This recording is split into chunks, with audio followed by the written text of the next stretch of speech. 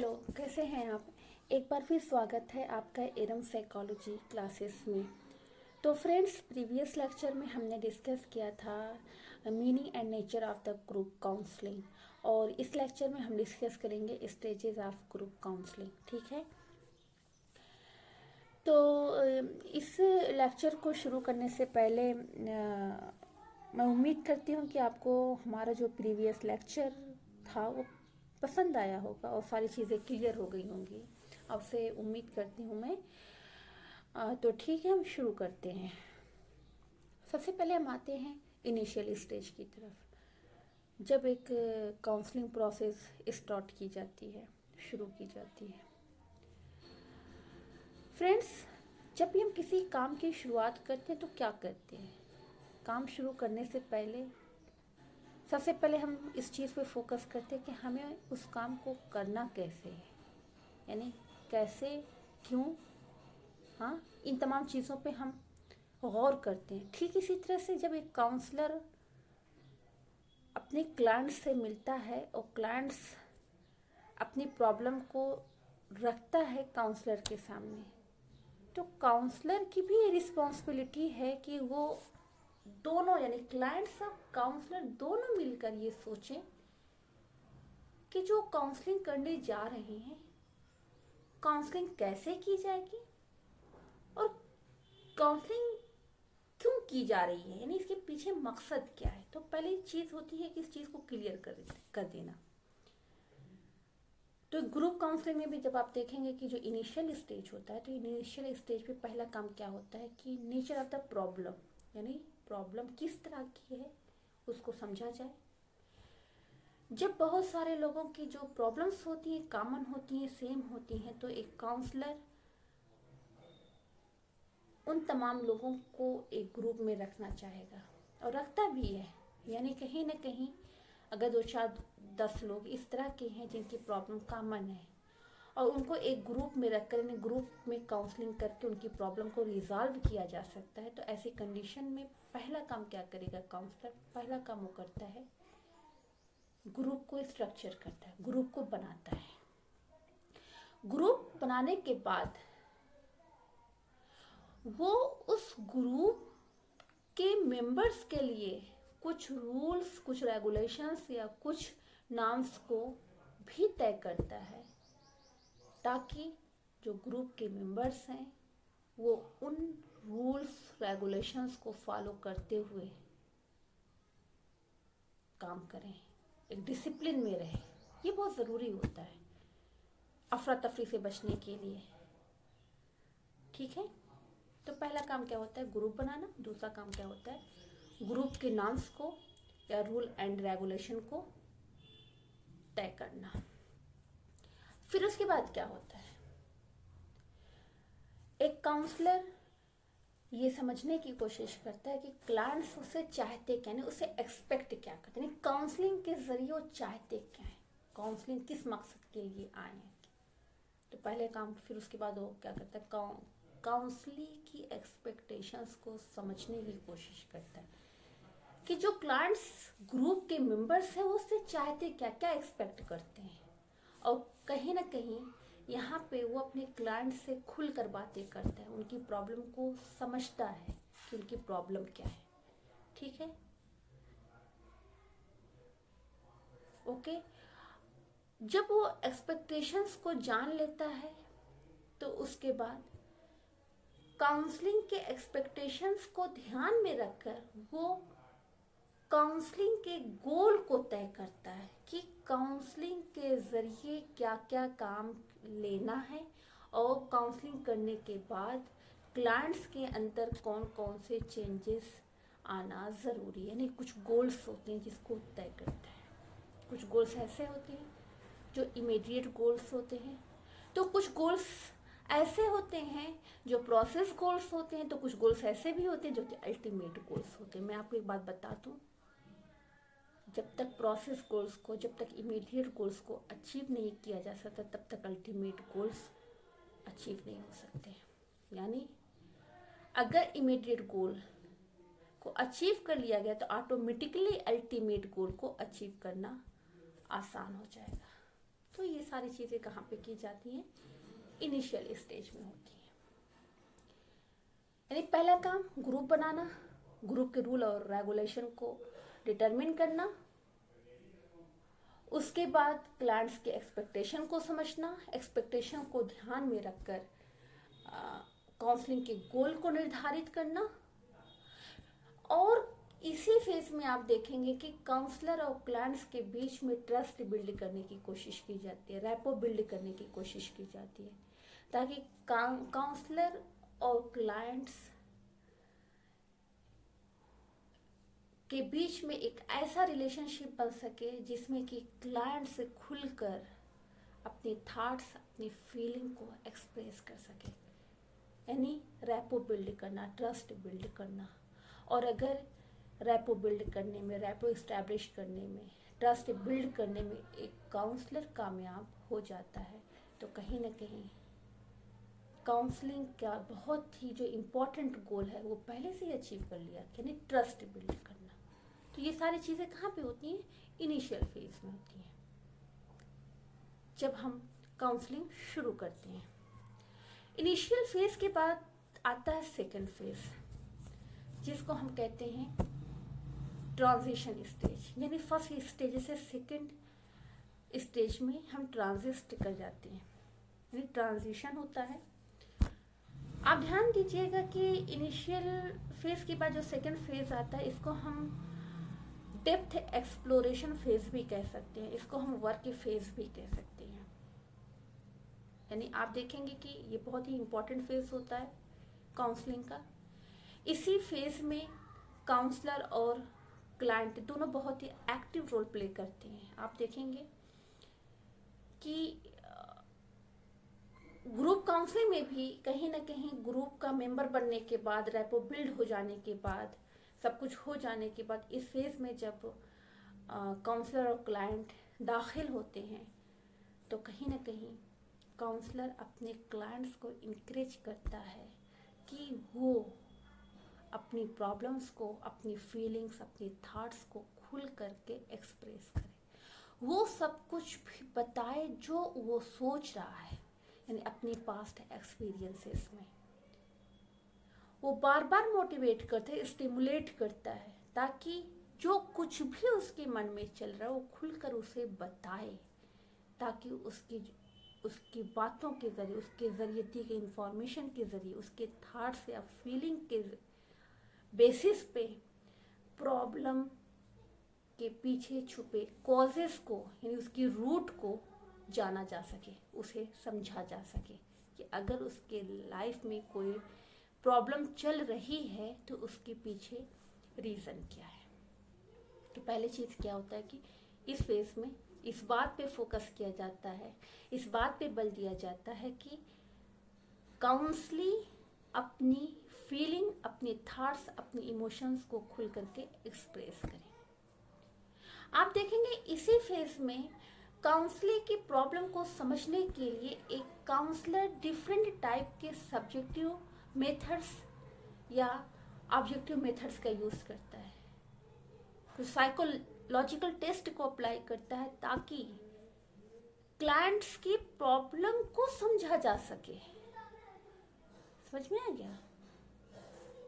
और जो कुछ भी उसे डेटा मिलता है वो उस इंफॉर्मेशन को, जो कि टेस्ट के जरिए हासिल हुई है, उस इंफॉर्मेशन को और क्लाइंट्स के जरिए बताई गई इंफॉर्मेशन में एक रिलेशनशिप ढूंढने की कोशिश करता है। और जब सिमिलैरिटीज ज़्यादा मिलती हैं तो कहीं ना कहीं वो वहाँ पे वो क्या करता है, कॉजेज ऑफ प्रॉब्लम को वहीं से निकालने की कोशिश करता है कि अगर किसी की ज़िंदगी में कुछ कॉन्फ्लिक्ट्स चल रहे हैं, किसी की ज़िंदगी में कुछ प्रॉब्लम्स चल रही हैं, तो उसके पीछे उसके पास्ट एक्सपीरियंसेस भी हो सकते हैं, उसकी अपने थॉट्स भी हो सकते हैं, परसेप्शन भी हो सकता है, या आप कह सकते हैं कि उसके अंदर पाई जाने वाले कुछ स्किल्स की कमी भी हो सकती है, उसके अपने सोचने का नज़रिया भी हो सकता है, यानी उसकी कॉग्निटिव एस्पेक्ट पे भी फोकस किया जाता है। ठीक है, तो उसके अर्ली एक्सपीरियंसेस पे भी फोकस किया जाता है और साथ ही साथ उसके सेल्फ कॉन्सेप्ट पे भी फोकस किया जाता है। और ये तमाम एनालिसिस कौन करता है? एक एक्सपर्ट करता है, एक काउंसलर करता है। बहुत ही डेप्थ लेवल पे एक्सप्लोर करता है कि जो कुछ भी उसकी ज़िंदगी में कॉन्फ्लिक्ट्स चल रहे हैं, उस कॉन्फ्लिक्ट्स के पीछे रीज़न क्या है, कारण क्या है। रीज़न को जानने के बाद, प्रॉब्लम को समझने के बाद वो क्या करता है? वो डिफरेंट टेक्निक्स का यूज़ करके, कुछ बिहेवियरल टेक्निक्स का यूज़ करके, ठीक है, कुछ बिहेवियरल असाइनमेंट के ज़रिए, कुछ एग्जाम्पल्स के ज़रिए, वीडियो क्लिप्स के ज़रिए, प्रैक्टिकल लाइफ के एग्जाम्पल्स के ज़रिए अपने क्लाइंट्स की प्रॉब्लम को दूर करने की कोशिश करता है। अपनी प्रॉब्लम, अपने क्लाइंट्स के जो ओवर्ट सिम्टम्स हैं, कुछ बिहेवियरल सिम्टम्स जो होते हैं, कुछ जो निगेटिव बिहेवियरल सिम्टम्स होते हैं, उस सिम्टम्स को दूर करना चाहता है, करने की कोशिश करता है। आप देखेंगे शुरुआत में ही किया जाता है। सबसे पहली चीज़ कि जो उसके ओवर्ट बिहेवियर है, यानी कुछ निगेटिव ओवर्ट बिहेवियर है, सिम्टम्स हैं, उसको दूर करना। कि अगर क्लाइंट डरा हुआ है, टेंशन में है, स्ट्रेस में है, डिप्रेशन में है, तो पहला काम उसके इन सिम्टम्स को दूर करना। दूर करने के बाद उसको ये फील कराना कि आप एक कंफर्ट जोन में हो, आप खुलकर अपनी बातें कह सकते हो। आपकी प्रॉब्लम कोई बहुत बड़ी प्रॉब्लम नहीं है, बस ज़रूरत है कि आप उस प्रॉब्लम को समझो, है कि, और जो आपने एक नेगेटिविटी डेवलप कर रखी है, उस नेगेटिविटी की जगह पे एक पॉजिटिविटी डेवलप करना। ये काम कन्वर्सेशन के ज़रिए, बातचीत के ज़रिए काउंसलर करता है।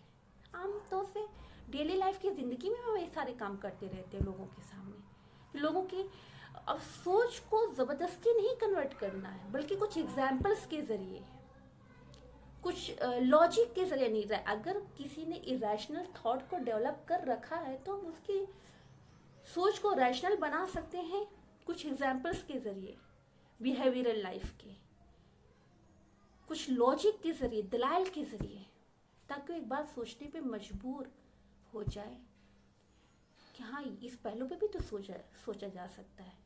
और एक काउंसलर के अंदर ये सारी चीज़ें होनी चाहिए ताकि वो सामने वाले पर्सन ने क्लाइंट्स के जहन को पढ़ सके, समझ सके और उसके थॉट्स को, उसके परसेप्शन, उसके अंदर जो कॉग्निटिव चेंजेस लाने की ज़रूरत है उसमें चेंज ला सके। तो सेकेंड स्टेज में ये सारी चीज़ें होती हैं। और सेम ये जनरल काउंसलिंग में भी यही स्टेजेस हैं और ग्रुप काउंसलिंग में भी यही स्टेजेस हैं। बस फ़र्क ये होता है कि वो इंडिविजुअली काउंसलिंग की जाती है। यहाँ पे एक काउंसलर जो होता है एक लीडर का रोल प्ले करता है और एक क्लाइंट्स जो होता है काउंसलर से अपनी बातें तो शेयर करता है, लेकिन साथ में ग्रुप के अदर मेंबर्स भी बैठे होते हैं। ठीक है, फ़र्क यही और कोई फ़र्क नहीं है, प्रोसेस सेम है।